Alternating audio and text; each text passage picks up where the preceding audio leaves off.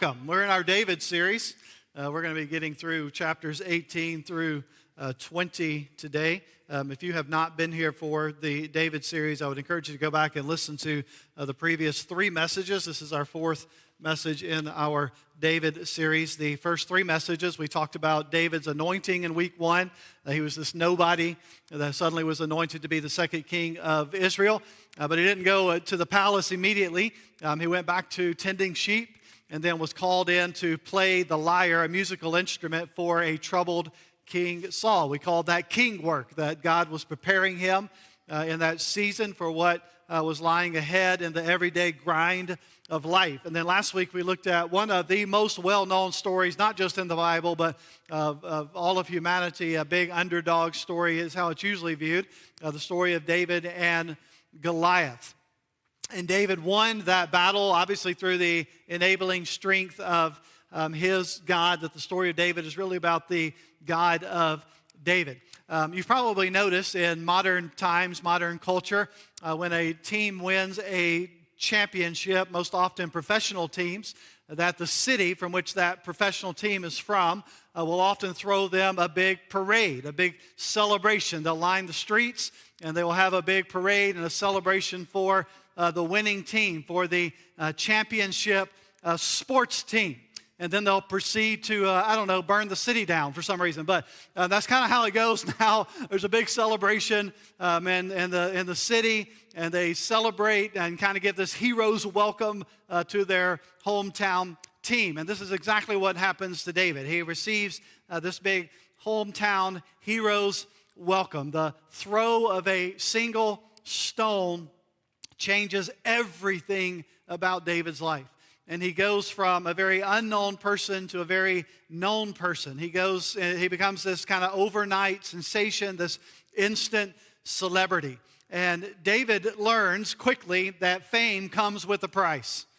David is catapulted into a new season of his life, a season that is categorized by instant fame, by the overt jealousy of Saul, by loyal friendship with Jonathan, by a very controversial marriage that we'll see in a few moments, with some very narrow escapes of his life, and then the actual attempted murder of David by Saul. This season that David is entering into will permanently shape David's future as he transitions from a remote shepherd to kind of a music therapist at the palace, to a local legend for killing Goliath, to a mighty warrior that is leading his troops into battle, to next week we will see he becomes a hunted fugitive.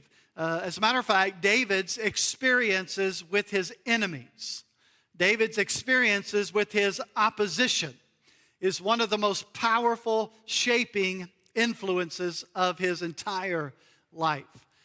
You see, you've learned, like I have, that life is filled with all kinds of twists and turns. All kinds of twists and turns that God uses to shape and form us.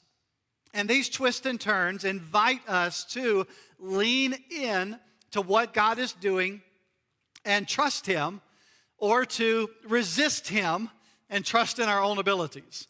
That when these twists and turns of life happen, and expected and unexpected, prepared for and unprepared for, that when these twists and turns happen, they are drawing us to either lean into God, to discover what God is doing in that season, or to resist Him and to begin to rely upon our own abilities, our own strengths, our own giftedness. There's kind of two kinds of spotlights we see in this season of David's life. The spotlight is a very dangerous place to be. It can be a spotlight that is filled with glory and honor and respect, or it can be a spotlight like David is with Saul, right? So he's got both going on. He's got two spotlights in his life right now. Again, both of them are a dangerous place to be, whether it's honor or hostility, whether it's love or hate, or celebration or scorn, success or failure. The spotlight is a very dangerous place to be. You see, life in the spotlight exposes who we truly are. It exposes our hearts. And as David becomes the center of attention, he seems during this season to remember who he is. He seems to remember from where he came. And it's during this season that God molds him into the man that he is preparing to be the king of Israel. So a few kind of common themes emerge in chapters 18 through 20 that we're going to kind of go through this morning that provide us a snapshot of these two different types of spotlights that are going on in David's life. So let's look at these themes, and then we'll come back and make some practical application to our lives. So the first common theme that happens in these three chapters is, I just kind of call it a song on repeat. That there's this song of praise that's going on in David's life that is on repeat during this season. Look again, chapter 18, look at verse 6. You can kind of see how this song of praise plays out. As they're coming home, when David returned from striking down the Philistine, the women came out of all the cities singing and dancing to meet King Saul with tambourines, songs of joy, musical instruments. And the women sang to one another as they celebrated. Saul has struck down his thousands and David his 10,000s. And Saul was very angry, and this saying displeased him. He said, they've ascribed to David 10,000s, and to me they've ascribed thousands. What more can he have but the kingdom? And Saul eyed David from that day on.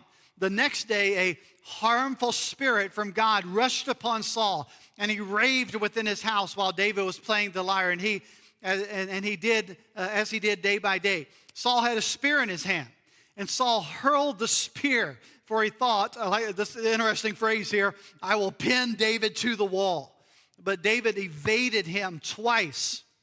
Saul was afraid of David because the Lord was with David. He was with him, but he had departed from Saul. So Saul removed him from his presence and made him a commander of 1,000. And he went out and came in before the people. And David had success in all of his undertakings. Why? For the Lord was with him.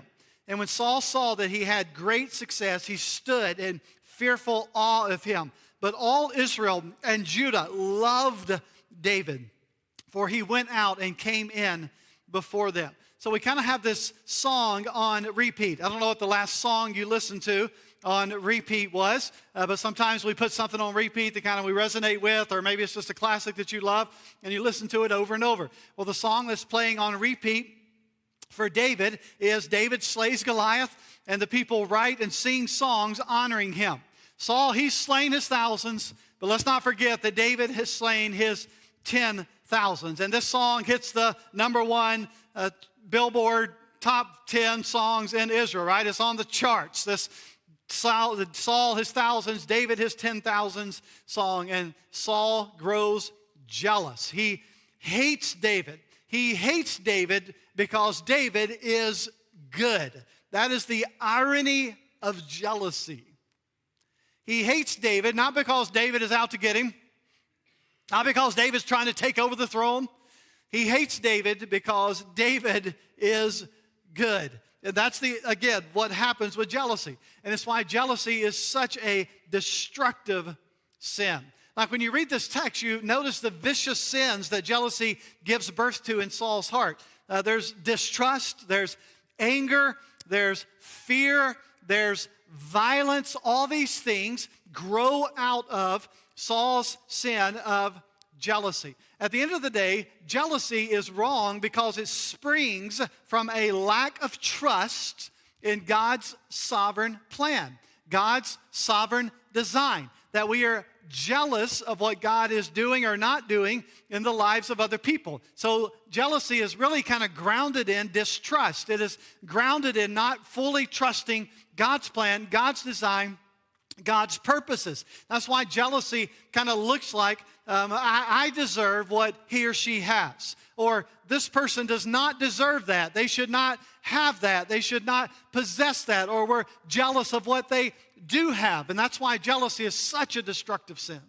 Because it causes us to distrust in the God who provides for us, who gives to us his gifts of grace, and we crave and we want to pursue and lust after what God has done or not done for other people. And that's why jealousy gives birth to such destructive sins.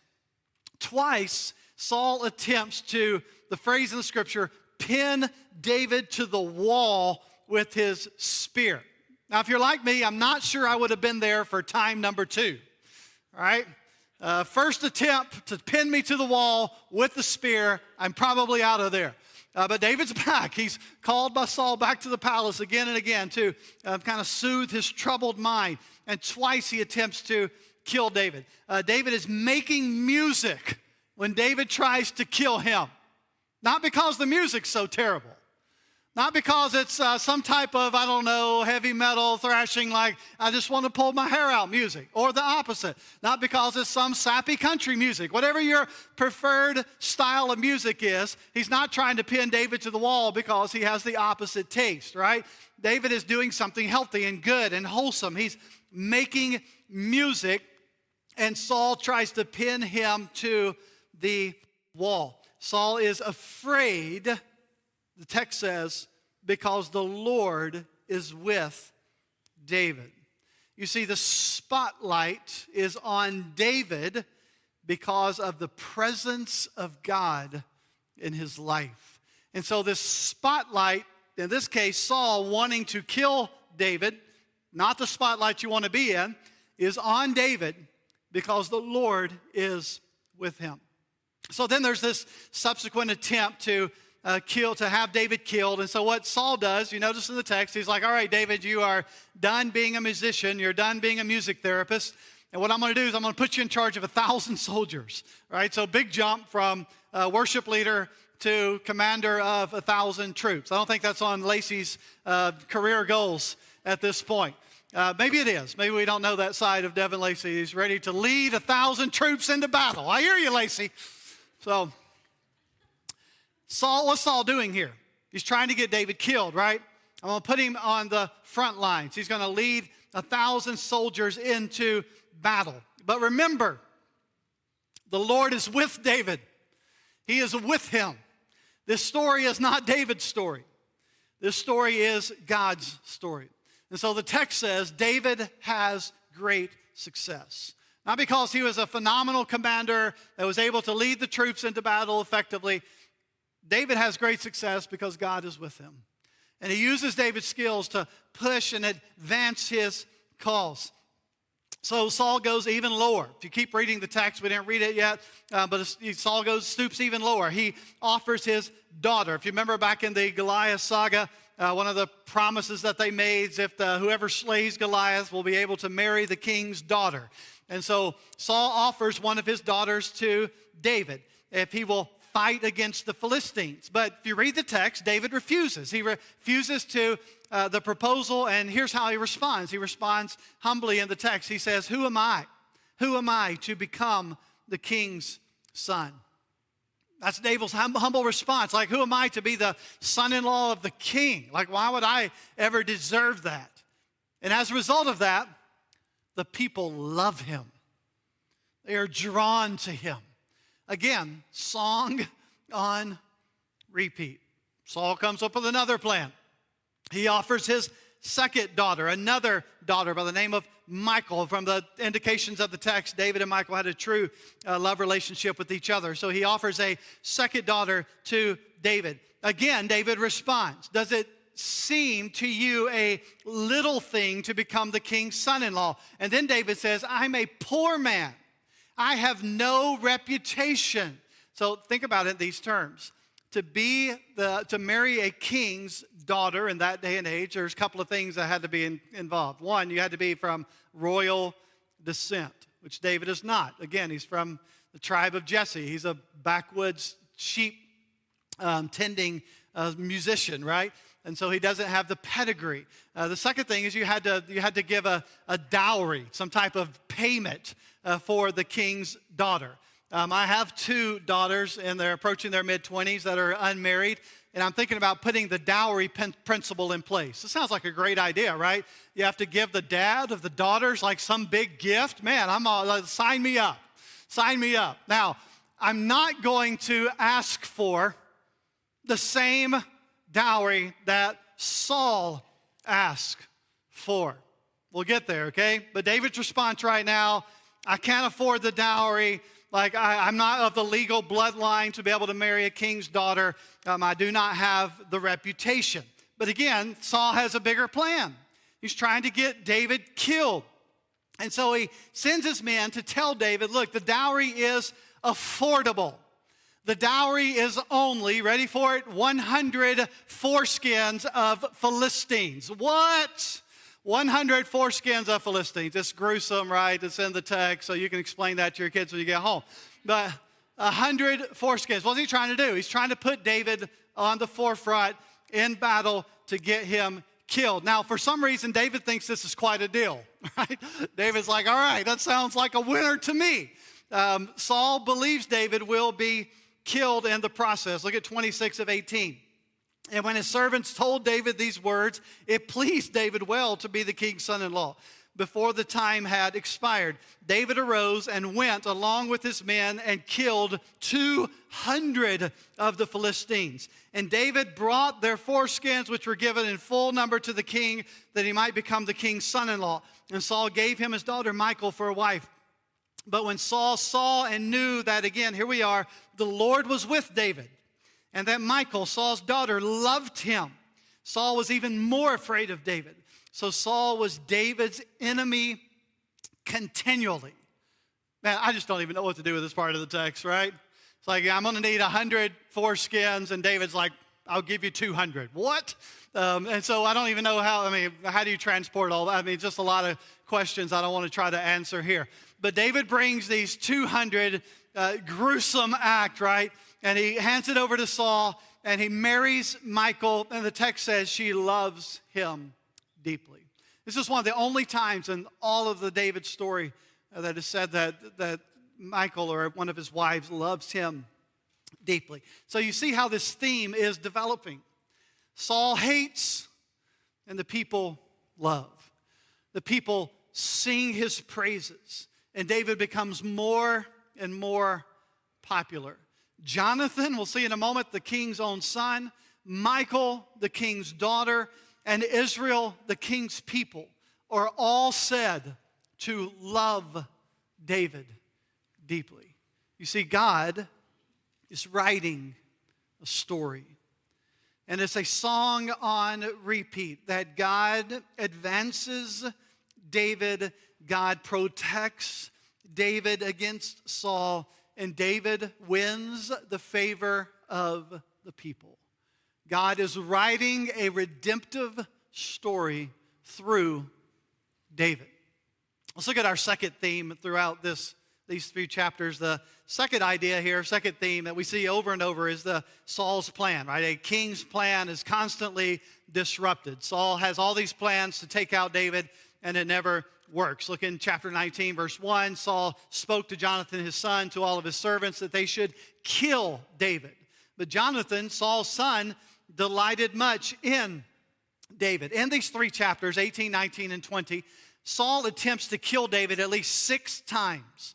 The final time, he actually sends a group of assassins to David's house to kill him. So think about it. This is where David is living with Saul's daughter, right? They've married, and David's living there in his own home, and Saul sends a group of trained assassins to kill David. Well, the wife, Michal, the king's daughter, David's wife, she catches wind of this plot, and she actually helps David escape. 19, verse 11. This is like a movie or something. Saul sent messengers to David's house to watch him, that he might kill him in the morning. But Michal, David's wife, told him, if you do not escape with your life tonight, tomorrow you will be killed. So Michal let David down through the window, and he fled away and escaped. And Michal took an image. Some of you are going to relate to this. Just taking you right back to your teenage years. Michal took an image and laid it in the bed and put a pillow of goat's hair at its head and covered it with clothes. And when Saul sent messengers to take David, she said, he's sick.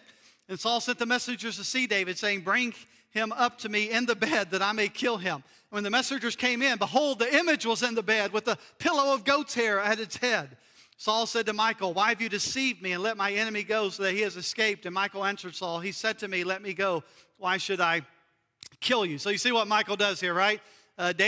She lets David out down the back window to escape, and then she lays this image in the bed as if David's there and does the whole 9 yards, takes goat's hair and puts it up like David's under the covers. All right, confession time. How many have ever pulled this trick to get out of the house? You've made a body out of pillows. You did something to be able to sneak out at night. I will give you the opportunity to be free of that guilt right now. Go ahead, put your hand up. You've pulled this trick. There's some of you out there. So David escapes. Saul realizes what is going on. Again, plan on repeat. King's plan is constantly disrupted. Michal helps David escape, and again, Saul tries to take matters into his own hands, but he cannot overcome. He cannot change. He cannot thwart the sovereign plan of God. What Saul intends for evil, God uses for good. What Saul intends for evil, God uses for good. And this theme is recurrent in Scripture. Among some of the key players in the Old Testament, we see this theme again and again, the life of Jacob, the life of Joseph. The disruption of the enemy's plans for good. What the enemy intends for evil, God uses for good.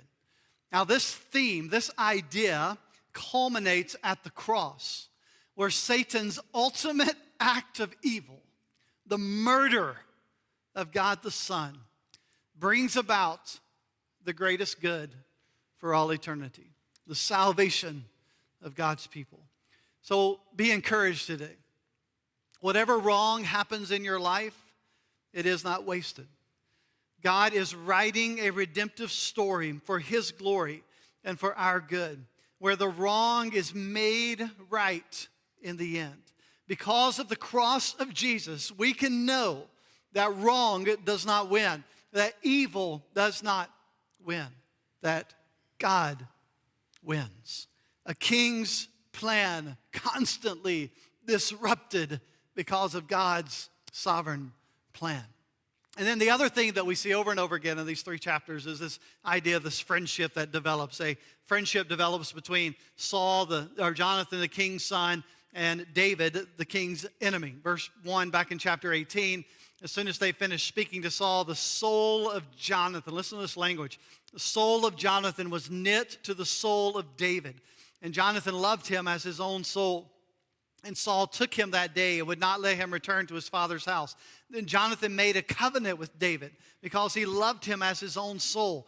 And Jonathan stripped himself of the robe, the tunic that was on him, and he gave it to David, his armor, his sword, his bow, his belt.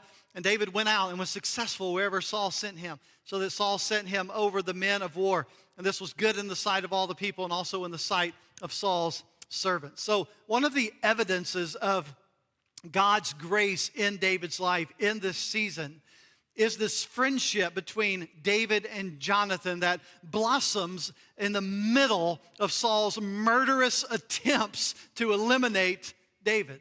You see, Saul hates David. Saul wants David dead, yet his own son, Jonathan, loves David and protects David from the wrath of his father. In these three chapters, Jonathan's extraordinary friendship almost serves as a bracket in these three chapters on Saul's repeated efforts to kill David. We read the beginning of chapter 18 where it says their hearts were knit together, that Jonathan loved him as he did his own soul. Look at the very end of these chapters, chapter 20, verse 42. Jonathan said to David, "Go in peace, because we have sworn, both of us, in the name of the Lord, saying, the Lord shall be between me and you, between my offspring and your offspring forever." And he arose and departed, and Jonathan went into the city. So at the very beginning of these three chapters, and then at the very end of these three chapters, we have kind of this bracket of this friendship that has developed between Jonathan and David. Their friendship brackets, it kind of contains the evil that is happening during this season.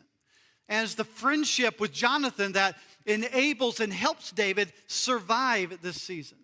The text even uses covenant language, which is normally language that's reserved for God and humans. And the covenant language is used here to symbolize the depth and the loyalty of their friendship. Jonathan initiates this friendship. He even gives David his own equipment, his own sword and bow and belt. he gives him his tunic. And by giving him his coat or his tunic, it symbolizes that he recognizes that David is the next appointed king. Like, think about that. This is Saul's own son. This is the rightful heir to the throne. And yet God has created this friendship, this bond, this covenant between David and Jonathan, where Jonathan steps out of the limelight and is willing to even recognize David as the one that has been appointed by God. And this is the beauty of grace in this, that amidst Saul's attempts to take out David, to kill David at all costs, to pin him against the wall, to send a team of assassins, to use his own daughters to try to lure David into some situation where his life would be killed. Like, in the midst of all of that, the beauty of grace, that God gives David this unique friendship with Saul's own son that would be used to protect, that would be used to salvage David's life during this difficult time. In chapter 20, Jonathan finds out that his father has put out a hit on David. So he confronts his father. And Saul swears in that moment that he is not going to kill David, but David does not believe him. Remember the whole, pin him against the walls things? David has a reason not to believe Saul's not out to get him, right? And so he and Jonathan, they devise this plan to uncover Saul's motives. There's a festival called the New Moon Festival. It's a monthly celebration of God's goodness. And David would be expected to be at this feast. But David is a no-show. Instead, he hides in a nearby field and he tells Jonathan, look, if your dad is mad, if your dad wants me dead, and if he's angry that I'm not there, then that means he wants to kill me. He's sad I'm not there, not because he loves me, because he hates me and he wants to see me dead. So they formulate this plan, and then they come up with a means of communication where they will communicate the outcome of this event. And that's what happens in chapter 20, verse 18. Jonathan says to David, tomorrow is the new moon. You'll be missed. Your seat will be empty. On the third day, go down quickly to the place where you hid yourself when the matter was at hand and remain beside the stone heap. And I will shoot 3 arrows to the side of it as though I shot at a mark. And behold, I will send the boy saying, go find the arrows. And if I say to the boy, look, the arrows are on this side of you, take them. Then you are to come, for as the Lord lives, you are safe. It is safe for you. There is no danger. But if I say to the youth, look, the arrows are beyond you, then go, for the Lord has sent you away. And as for the matter of which you and I have spoken, behold, the Lord is between you and me forever. So they have this plan. David hides in the field. Jonathan is going to bring his bow and arrows, and he's going to shoot these arrows. And if he tells the lad that's going to fetch the arrows, I think that's the first time I've used the word lad in a long time. If he tells the boy, the arrows are not there, then everything's okay. If he says, go further, the arrows are beyond you, then your life is on the line. So they come up with this plan. That's exactly what happens. As predicted, Saul is angry at David's absence. Even if you read the text previously, he hurls a spear at his own son. Like, what's up with Saul and hurling spears? Take the spear out of that guy's hand, right? Throws a spear at his own son when he finds out David is absent, and David's fears are confirmed. Saul wants David dead. So David and Jonathan, they meet up for what could be their final time, and that's the end of chapter 20. In the morning, Jonathan went out into the field to the appointment with David, and with him a little boy. He said to his boy, run and find the arrows that I shoot. As the boy ran, he shot an arrow beyond him. When the boy came to the place of the arrow Jonathan had shot, Jonathan called after the boy and said, is not the arrow beyond you? And Jonathan called after the boy, hurry, be quick, do not stay. So Jonathan's boy gathered up the arrows, came to his master, but the boy knew nothing. Only Jonathan and David knew the matter. And Jonathan gave his weapons to the boy and said, go and carry them to the city. And as soon as the boy had gone, David rose from beside the stone heap and fell on his face to the ground and bowed 3 times. And they kissed one another and wept with one another, David weeping the most. And Jonathan said to David, go in peace, because we have sworn both of us in the name of the Lord, saying the Lord shall be between me and you, between my offspring and your offspring forever. And he arose and departed, and Jonathan went into the city. So in the middle of these continual death threats of Saul and the uncertainty of his future, God provides David a true and meaningful and deep friendship with an unlikely candidate to encourage him and support him during this season of unrest and uncertainty. You see, true friends are a gift of grace. As we navigate the ups and downs, the twists and turns of life, true friends are one of God's gifts of grace. You see, there's 3 themes in 3 chapters that remind us God's redemptive story is filled with twists and turns, and that God is drawing the heart of the people to David. God is disrupting the schemes and efforts of those who attempt to hinder his sovereign plan. And God places unexpected people in David's life at the right time to encourage him, protect him, support him. Again, these are regular themes throughout David's life. This season of David's life speaks to some important truths about God and the redemptive story that he is writing for each of us. Let me remind you of just a couple of those. One, we're reminded in this story that God is in the details. God is in the details. Again, this story is not about David. This story is about the God of David, who again and again and again and again shows up and provides a way for David's story, for God's story, for the redemptive story to move forward, to advance. God is in the details of David's life. Nothing happens outside the sovereign control of this God who involves himself in the life of an unknown shepherd who was, remember, left out in the field when Samuel showed up at Jesse's house and said, "Bring me your boys." They didn't even bring David in from the field. And God was in the life of that unknown shepherd. And I want to encourage you, follower of Jesus, today, that God is in the details of your life. That nothing is too small, that nothing is too insignificant for our God. That the scriptures say, Jesus says in his most famous sermon, that God cares for the birds of the air. Ash and I have been sitting on our back porch and watching the hummingbirds recently. What fascinating creatures they are. And we have said more than once, like, just the fact that little bird, that God cares so much for the details of life. That same sermon, Jesus said that God knows the hairs on our head. See, the truth is, God knows us better than we know even ourselves. Say, Devin, how do I know that? Well, have you taken time to count the hairs on your head recently? Some of you have, and you're like, 0.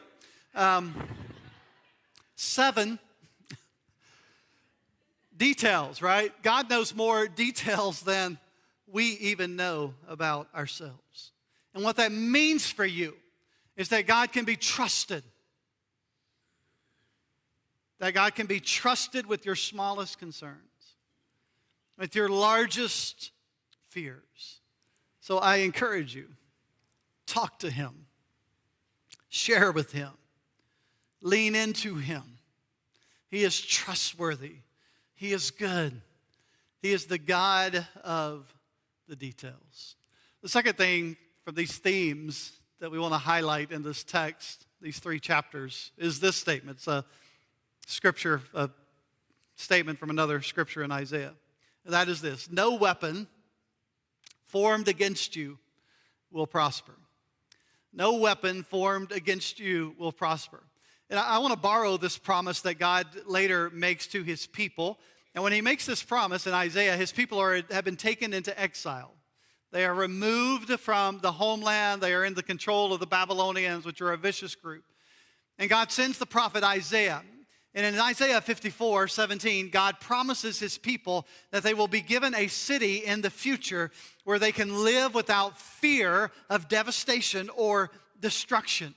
And part of God's promise in that moment is no weapon, no enemy will have success against you because you are protected by God himself. Think about David's life. Lions, bears, giants, a jealous and murderous king, assassins, trained warriors, Philistines. None of David's enemies can overcome God's plan for David's life. And because of the good news of the gospel of the cross, we can know that no matter what the enemy devises against us, in the end, it will fail because God is sovereign. And He is good, and He is in control. And even when bad things happen, even when we feel defeated, even when we feel crushed by our enemies, we can trust God. I'll quote David here. We can trust God as our shelter, as our strength, that He is always ready to help in time of need, David says in Psalm 46. A weapon is anything designed by the enemy to inflict harm against us. Anything designed by the enemy to inflict harm against us.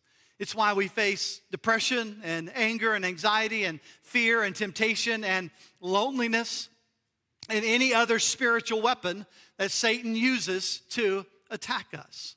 But rest assured, God is in control. Here's what I love. God is sovereign over both those who form the weapons and those who use the weapons. He's in sovereign control over both. The enemy that forms weapons against us, and then the enemies that try to use those weapons against us. Some of you are battling things in your life right now where a weapon that's been formed in your life, but maybe even your own consequences and your own choices and your own sin, and a weapon's been formed, and there's others that try to use that weapon against you. To live in the guilt, to live in the shame, to live in the regret, to bring it up again and again. And God is in sovereign control, both over those who form the weapons and those who try and use them against us. And the story of David reminds us that the battle we face is not ours. The battle we face is the Lord's. And as we have said week after week, and we emphasized last week in the David and Goliath story, it is the Lord's battle. And guess what? He has already won the contest. The battle is over. He has defeated our final enemies. He has purchased eternal life on our behalf. And He will protect and uphold His children. And no matter what we face, He guarantees our final victory. So be confident, follower of Jesus. Saul does not win. The enemy does not win. The schemes and plans and devices of the enemy will fail because no weapon formed against God's people will succeed within the sovereign plan and control of God. Jesus has already won the battle, and He is working all things for His glory and for our good. And here's the last thing I want to mention that ties so beautifully with these 3 chapters. I want to remind you and encourage you this morning. I'll borrow from Proverbs here. Jesus is the friend who sticks closer than a brother. Jesus is the friend who is closer than a brother.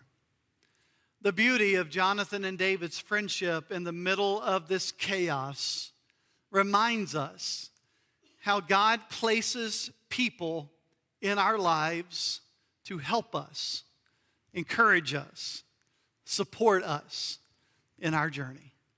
If you have followed Jesus for any length of time, you can think of moments and seasons in your life where things were crashing all around you and there's a lot of chaos and uncertainty and maybe even brokenness and sin in your own life. And it seemed like God put the right person at the right time in your path to be able to encourage you, lift you up, support you, to be there for you. That's the type of God we serve, the God who is in the details. You are not meant to live life alone. And so I encourage you as a follower of Jesus, surround yourself with people who will speak life into you, who will point you to Jesus. We need a Jonathan in our life. But here's the bigger picture. The friendship of Jonathan points forward. The friendship of Jonathan points beyond this dynamic between David and Jonathan. The friendship of Jonathan and David points forward to a greater friend, a bigger friend, a perfect friend who will never leave us and who will never forsake us. The friendship of David and Jonathan points forward to the greater friend who is Jesus. And his love is greater than any human love. And Jesus remains faithful and true. Jesus is the true friend who sticks closer than a brother. Some of you have had close friends that have let you down, or you've let them down. Let's be honest. Some of you have had people in your life that you felt like you could trust, and you realize they can't be trusted. Some of you have had people in your life that they trusted you, and then they realized you can't be trusted. Right? That's kind of how the dynamic of human relationships work. Some of you have had people you committed your life to. You said, I do with. And then you realize they can't be trusted, or they betrayed you or hurt you somehow. Some of you have had family members that have been through hills and valleys, ups and downs, twists and turns with you. And then you realize they didn't love me like they said they did, or they have betrayed me or hurt me. Some of you have been the betrayer. You have been the one who has caused the hurt and the damage. And the good news of Jesus reminds us that he is the greater friend, that he is the true friend, that he is the one who is closer than a brother, that will not forsake us, that will not hurt us, that will not let us down, who will not bail on us in the hard times, that even when we, listen, betray him, he is faithful and true in our most difficult times. He is the friend, the greater friend, who sticks closer than a brother. The old hymn says, what a friend we have in Jesus. You see, whatever season of life you're facing right now, whatever ups and downs, hills or valleys, twists or turns, whatever spotlight you find yourself in, ones that you do not want to be in. I do not want to be the center of this attention, right? I don't want to be in the spotlight of the enemy's schemes and plans and devices to harm and hurt me. Seems like I'm going through it right now. Or maybe you're in the spotlight of things seem to be going pretty well, and you're just kind of waiting for what's around the corner, right? Whichever spotlight you find yourself in this morning, be encouraged, follower of Jesus. Be encouraged because God is in the details. Be encouraged because no weapon formed against us will succeed. Be encouraged because we have a friend in Jesus who sticks closer than a brother. Let's bow our